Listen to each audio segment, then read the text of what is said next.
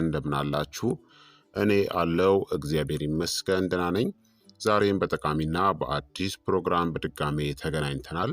በዛሬው የጤና ፕሮግራማችን ላይ የምንመለከተው ኮሌስትሮልን በተፈጥሮ የሚቀንሱ ምርጥ ተፈጥሯዊ ምግቦችን በዚህ ቪዲዮ ላይ በሚገባ እነግራችኋለሁኝ።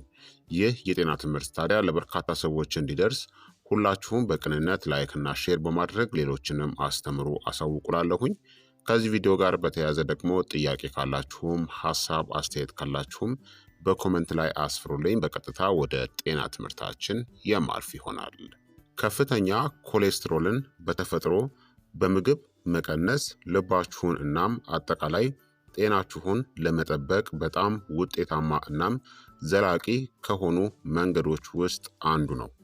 ከፍተኛ ኮሌስትሮልን ለመቀነስ የሚረዱ ምርጥ ምግቦችን ልንገራችሁ። አንደኛ ኦትስ ወይም ደግሞ አጃ እና ሙሉ እህሎች ናቸው። አጃ፣ ገብስናም ሌሎች ሙሉ እህሎች የሚሟሟ ፋይበር በተለይም ቤታ ግሉካንን ይይዛሉ። ይህ በአንጀታችን ውስጥ እንደ ጄል ያለ ነገርን ይፈጥራል። ይህም ከኮሌስትሮል ቅንጣቶች ጋር በመጣበቅ ወደ ደማችን ውስጥ ከመግባታቸው በፊት እንዲወጡ ያደርጋል።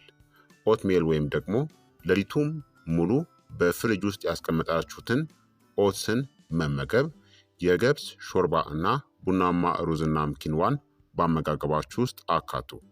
በቀን ከ5 እስከ 10 ግራም የሚሟሟ ፋይበር ብቻ በመመገብ ኤልዲኤል ወይም ደግሞ መጥፎ ኮሌስትሮልን ከ5 እስከ 10% መቀነስ ይቻላል። አንድ ሰሃን ኦትሜል 2 ግራም ቤታ ግሉካንን ይሰጣል።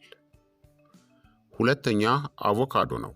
አቮካዶ በሞኖ አንሳቹሬትድ ስብ የበለጸገ ሲሆን ይህም ኤልዲኤልን እየቀነሰ ኤችዲኤል ወይም ደግሞ ጥሩ ኮሌስትሮልን ለመጨመር ይረዳል። በተጨማሪም ፋይበር እናም የእጽዋት ስቴሮልን ይዘዋል። እነዚህም የኮሌስትሮል ሚዛንን የበለጠ ያሻሽላሉ። በቶስት ላይ ወይም በሰላጣ ውስጥ ተቆራርጦ ተፈጭቶ እናም ከስሙዚ ጋር ተቀላቅሎ ተመገቡ። በአንዳንድ ጥናቶች መሰረት በቀን አንድ አቮካዶ መመገብ ኤልዲኤል ኮሌስትሮልን ከ10 እስከ 13% ሊቀንስም ይችላል። ሶስተኛ ቅባታማ አሳ ወይም ደግሞ ፋቲ ፊሽ ናቸው። በኦሜጋ 3 የበለጸጉ ሳልመን፣ ሰርዲን፣ ማካሪል እናም ቱና በኦሜጋ 3 ፋቲ አሲድ የበለጸጉ ናቸው። እነሱም ኤልዲኤልን በቀጥታ ባይቀንሱም ትራይግሊሰራይድን ይቀንሳሉ፣ የደም ግፊትን ዝቅ ያደርጋሉ እናም በደም ወሳጅ ቧንቧዎች ውስጥ የፕላክ መከማቸት ወይም ደግሞ የስብ ግግር እንዳይኖርም ይረዳሉ። በሳምንት ከ2 እስከ 3 ጊዜ ፋቲ ፊሽ ወይም ደግሞ ቅባታማ አሳዎችን እያንዳንዱ ከ100 እስከ 150 ግራምን ተመገቡ። የቬጂቴሪያን አማራጭ ከፈለጋችሁ እንደ ተልባ፣ ቺያ ሲድስ ወይም ደግሞ ለውዝን እንደ ኦሜጋ 3 አማራጮች ተጠቀሙ። አራተኛ ለውዝ ነው። እንደ አልመንድ፣ ዋልነትና ፒስታቺዮስ። ለውዝ አንሳቹሬትድ ፋት በእጽዋት ስቴሮል እና በፋይበር የበለጸገ ነው። እነዚህም የኮሌስትሮል ሚዛንን ይጠብቃሉ። ኤልዲኤል እናም አጠቃላይ ኮሌስትሮልን ዝቅ በማድረግ ኤችዲኤልን ከፍ በማድረግ ይረዳል።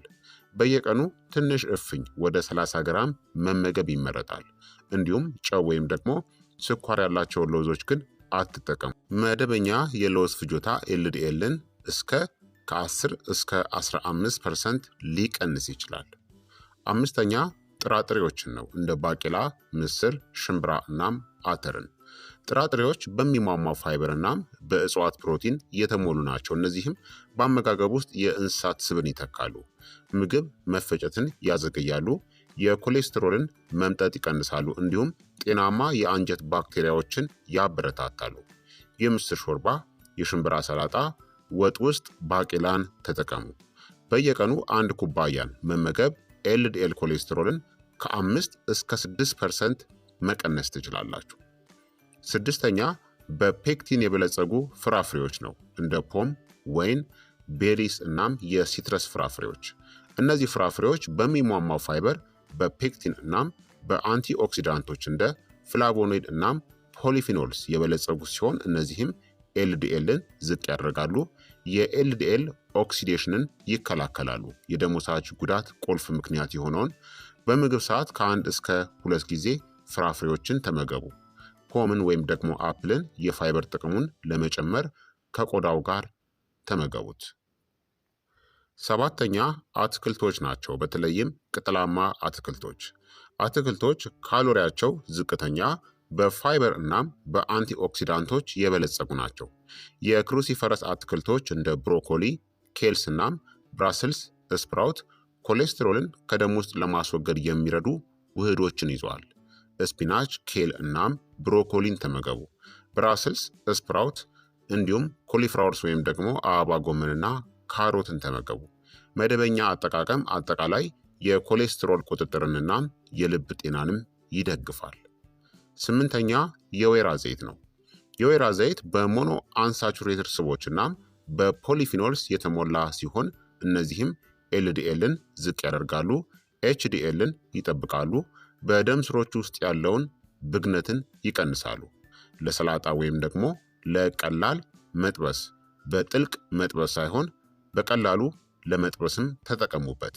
ቅቤን ወይም ደግሞ ማርጋሪንን በወይራ ዘይት ተኩ። በየቀኑ 2 የሾርባ ማንኪያ ብቻ የኮሌስትሮልን ሚዛንን ሊያሻሽል ይችላል። ዘጠነኛ አረንጓዴ ሻይ ነው። አረንጓዴ ሻይ ካቴኪን እናም አንቲኦክሲዳንቶችን ይዟል።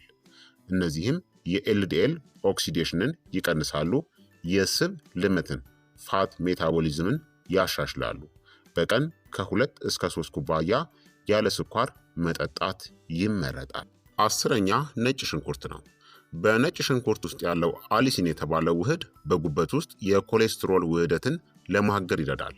ከ1 እስከ 2 ፍሬ ጥሬ መብላት ወይም መደበኛ የነጭ ሽንኩርት ጭማቂን መውሰድ አጠቃላይ ኮሌስትሮልን ከ5 እስከ 10% ሊቀንስም ይችላል። አሊሲን እንዲነቃቃ ለመጠቀም ነጭ ሽንኩርቱ ከተጨፈጨፈ በኋላ ለ10 ደቂቃዎች እንዲቀመጥ አድርጉት። 11ኛ የአኩሪ አተር ምግቦች ነው። እንደ ቶፉ እናም የአኩሪ አተር ወተት።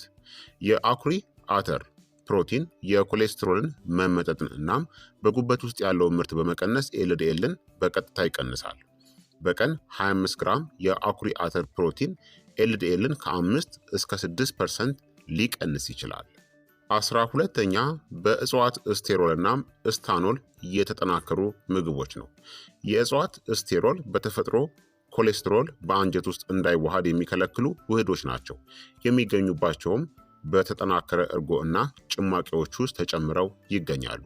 በየቀኑ 2 ግራም ስቴሮልን መውሰድ ኤልዲኤልን ከ10 እስከ 15% ይቀንሰዋል። ታዲያ ሊገደቡ ወይም ደግሞ ሊወገዱ የሚገባቸው ደግሞ ምግቦች አሉ። ኮሌስትሮልን የሚቀንሱ ምግቦችን ውጤታማ ለማድረግ መቀነስ ወይም ደግሞ መገደብ ያለባችሁ ምግቦች አሉ። ሳቹሬትድ ፋቶችን እንደ ቅቤ፣ ቅባታማ ስጋዎችንና አይብን ገድቡ። ትራንስ ፋቶችን፣ የተሰሩ ምግቦች፣ የተጠባበሱ ነገሮችን አስወግዱ። የተጣሩ ካርቦሃይድሬትሶችና ስኳር፣ ነጭ ዳቦ፣ ሶዳ ወይም ደግሞ ኮካኮላ መጠጦችን እናም ኬኮችን አስወግዱ። እንዲሁም ምግቦችን አጣምራችሁ ተመገቡ። እንደ ኦትሜል፣ የቤሪ ፍሬዎችና ለውዝ ኮሌስትሮልን የሚቀንስ ምርጥ ምግብ ነው። እንዲሁም በብልህነት ማብሰል ነው። ከመጥበስ ይልቅ መጋገር፣ በእንፋሎት ማብሰል ወይም ደግሞ ግሪል ማድረግ ተመራጭ ነው። እንዲሁም ደግሞ መንቀሳቀስ አለባቸው። የአካል ብቃት እንቅስቃሴ ኤችዲኤልን ወይም ደግሞ ጥሩ ኮሌስትሮልን ይጨምራል፣ ኤልዲኤልን ይቀንሳል። እንዲሁም ማጨስን አስወግዱ እናም የአልኮል መጠጥን ደግሞ መገደብ ይኖርባችኋል ማለት ነው። ስለዚህ ክቡራትና ክቡራን ተመልካቾቼ የዛሬው የጤና ትምህርቴ እንግዲህ ይህንን ይመስል ነበረ። እንደተመራችሁበት ተስፋ አደርጋለሁኝ። ሀሳብ አስተያየታችሁ ደግሞ አይለኝ ይላለው። ጥያቄያችሁን በኮመንት ላይ አስፍሩልኝ፣ እመልስላችኋለሁኝ። በቀጣይ የጤና ትምህርት እስከምንገናኝ እኔንም እናንተንም ቸር ያቆየን። መልካም ጊዜ፣ መልካም ቆይታ። ቻው ቻው።